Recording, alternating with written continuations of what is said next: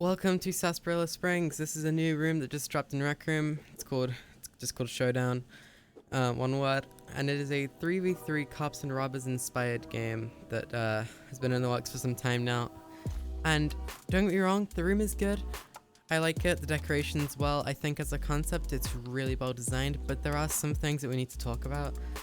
And that's what I'm going to be going over in this video. I'm going to leave timestamps in the description you can look through in case there's anything you want to skip to or something you already know. Anyway, let's just get into this. It is essentially just a rifle. It shoots in bursts of 3, as you can see here, with very little recoil and very manageable recoil to it. The reload animation is also very cool, and just shows the handle going backwards and forwards to reload the next round. We also have the double barrel shotgun, as you can see here. This just fires a random spread. You know how shotguns work, I don't need to explain this one. And then the good old-fashioned revolver, which has probably the coolest animation out of all of them. The main map has some very cool points of interest. First of all, we have the Showdown Theater, which is where we spawn. We spawn up there and the leaderboard's on the left. We have this building over here, which is also very cool. If you spawn in it though, it's kind of random, because if you walk outside you might get sniped by someone up there. That's not relevant though. The entrance to the train tracks is also over here, blocked by a barrier, along with a very cool new snake platform. Along with a very cool new snake display thing. New ramps, these could be added to the maker pen soon probably. Very cool looking, there's even a little speaker in there. Sheriff's office, you can't go inside this one unfortunately, but it's just there to kind of climb around. The jail, this has ramps going to and from it. This is kind of the main fighting point in my opinion. You got some jail cells, and you even got a way into the underground tunnel, which I'll go over in a second. We also have the general store over here, right next to the wall, which is another entrance into the underground tunnel. A general store, you also can't go inside, but you can climb over it. And then one of my favorite buildings is the bar over here, because there's a lot of cover. There's also a combine up on there, which you saw earlier in the video. And there's also a chandelier, which means you can do very cool jumps over here. Look behind the barriers. It's a very cool, very cool building. I really like the way it's made. The goat from the trailer is also sitting here. Let's go into the underground tunnel through the well. This is also very cool. It reminds me a lot of some of the old Red Dead Redemption 2 PvP maps. You can come in from maybe 3 or 4 different ways. There's minecarts to hide behind. There's also weapons, as you can see here. There is a shotgun that's just sitting down there waiting to be grabbed, and just some other kind of few decorations that leads out the bank. Let's talk about some of the bad parts of the map. Hear me out. The map itself is really well made, but it's not very well optimized, and this kind of leads into my next point. This entire room was made with the maker pen. And hear me out, I think it's great that they're trying to, well, kind of expand people's views and encourage them to use the maker pen more by showing what it's capable of. And they did a good job of that. This room, considering it's made with the maker pen, it is very well made.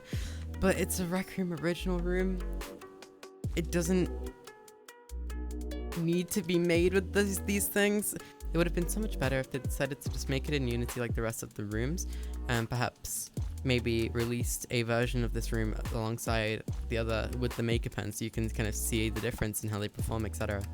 And maybe that could be good. Maybe that could show how close the maker pen is to performing alongside Unity. But my point is, I think that if they'd made it in Unity with the features and the techniques that have already been polished and optimized, it would have run a lot better. I have quite a mid-high range PC, and I struggle to run this room sometimes, especially when there's 6 people in it. That could just be due to Rec Room's poor optimization though. Like I said, the room is made with the maker pen, but that does have its positives, and that's the fact that they've introduced a lot of new features using CV2. For example, up there on the leaderboard, where it says my name, that is an actual text volume, and the outlines of the board are actually made with maker pen objects, which is really cool if you're a builder, because you'll be able to spot these things and it can inspire you to do things in your own map. But where this comes into an issue is the actual circuitry behind networking the hit. Networking? That's not the right phrase. This negatively impacts the way that hits are registered, and overall just the lag of the room, because we all know that UGC rooms don't have the best hit registration because they're using man-made circuits. And by using CV2, as it is innovative and it shows a lot of new features, I don't think it should be kept as CV2, because it is just too laggy for people who live too far from the servers like myself. So over there in that building, there is a carbine on the wall, which is alongside the staircase, and there is also a carbine over here, which is right next to the ladder. The carbine locations are very good. I like the way they've been placed. One's all the way in the back of that building, so you have to grab it and come back out, meaning you can't just kind of grab it when you spawn and go crazy, which is pretty cool. This one up here, it encourages the kind of hiding and spraying over buildings dynamic, which is popular in a lot of Western games. If you played Red Dead Redemption 2 PvP, for example, you might know what I'm talking about. It's not a big thing, but it's one of those subtle details which someone like me who plays quite a lot of PvP games, I quite like it. I like the way it's designed.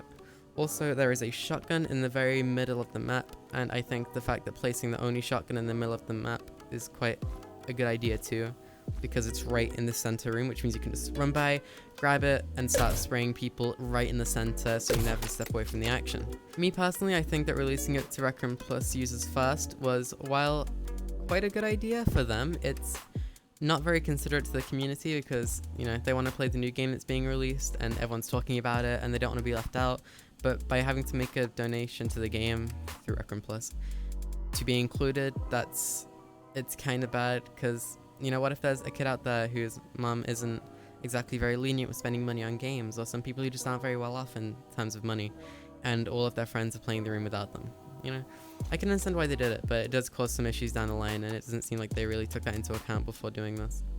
One big issue with this room that I've noticed is you can spawn with your weapon, the weapon will drop out of your hand, and then it will put you into a respawn loop until you leave the room. This is obviously an issue because you have to almost wait a second after picking up your gun to get into the fight, which means if you spawn in an area like that, which is very, very open, you might just be there a sitting duck for a whole second or maybe even two while someone can get their shot off on you.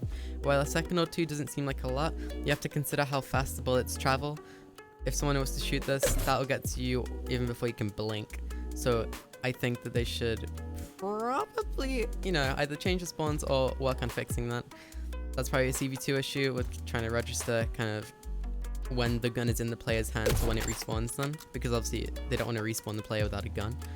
But that is one thing they should definitely try and prioritize fixing. Another thing I didn't talk about, the train. The train is Rec Room's first attempt at having dynamic cover in the game, and I think that's really, really cool because we've never seen anything like this in the game before, where part of the map actually works as cover and it's a dynamic moving object.